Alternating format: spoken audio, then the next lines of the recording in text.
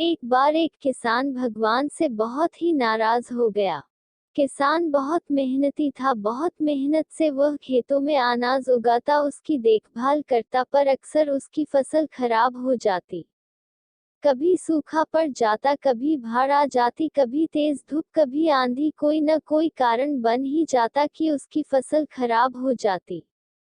एक दिन वह किसान गुस्से में आसमान की ओर देखकर भगवान से कहा, हे ईश्वर, आपको लोग सर्वज्ञता मानते हैं कि आप सब जानते हैं, कहते हैं कि आपके इच्छा के बिना एक भी पत्ता नहीं हिलता, पर मुझे तो लगता है कि आप छोटी सी छोटी बात भी नहीं जानते। आपको तो ये भी नहीं पता कि खेती बाड़ी कैसे करते हैं। अगर आप जानते होते तो हर समय जो बाढ़, आंधी और तूफान आते हैं वो कभी नहीं आते।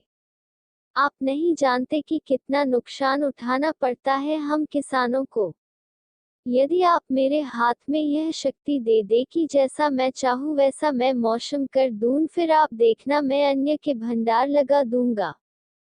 भगवान इस किसान के तीखे वाक्य सुनकर मुस्कुरा रहे थे और वह किसान के सामने प्रकट होकर बोले, मैं आज से तुझे यह शक्ति देता हूँ कि तुम अपनी खेतों पर तुम्हारी जैसी इच्छा ही तुम वैसा मौसम कर दोगे। मैं बिल्कुल भी दखल नहीं दूंगा, तुम्हारी इच्छा से सब कुछ होगा। किसान बहुत खुश हो गया।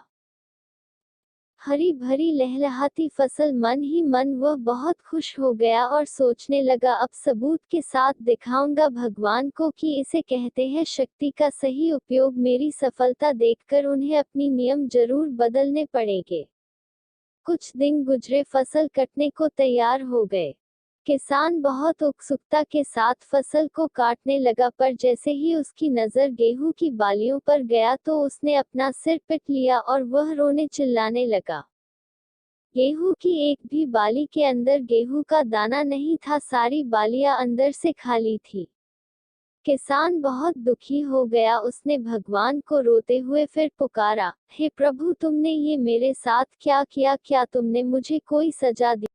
भगवान बोले, पुत्र, ये तो होना ही था। तुमने पौधों को संघर्ष करने का मौका ही कहाँ दिया? ना तो तुमने उन्हें आंधियों से जूझने दिया, ना तेज बारिश से सहने दिया, और ना ही धूप में तपने दिया।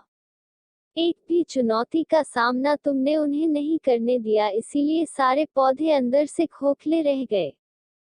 जब आंधी, तूफान, तेज बारिश और धूप पड़ती है तभी ये पौधा अपने अस्तित्व को बचाने के लिए संघर्ष करते हैं, और इसी संघर्ष से एक बल पैदा होता है जिसमें शक्ति होती है, ऊर्जा होती है, और यही ऊर्जा पूर्ति तेरे गेहूं के दानों की तरह जो नहीं फूटी, तूने उन्हें कठिन परिस्थितियों से गुजरने ही नहीं दिया जहां उनके अस्तित्व का जन्म होता।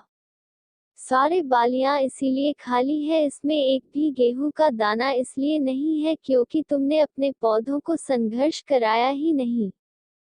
याद रखिए, स्वर्ण में सवर्णीय आभा तभी आती है जब वह आग में तपने, गलने और हथौड़े से पीटने जैसे संघर्षों से गुजरता है।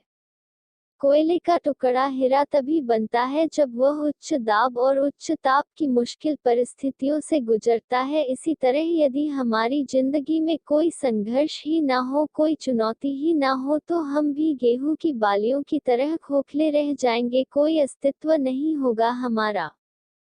विपरीत परिस्थितियां, चुनौतियां, समस्याएं हमें और अधिक निखारती है। यदि जीवन में कठिन परिस्थितियां और चुनौतियां आए तो घबराना मत, बल्कि सामना करना। विश्वास करना कि आप और अधिक निखर जाओगे और अधिक मजबूत बन जाओगे। किसी ने कितना सही कहा है, जिंदगी जीना आसान नहीं होता, बिना संघर्ष कोई महान नहीं होता। जब तक ना पड़े हथौड़े की चोट तब तक पत्थर भी भगवान नहीं होता।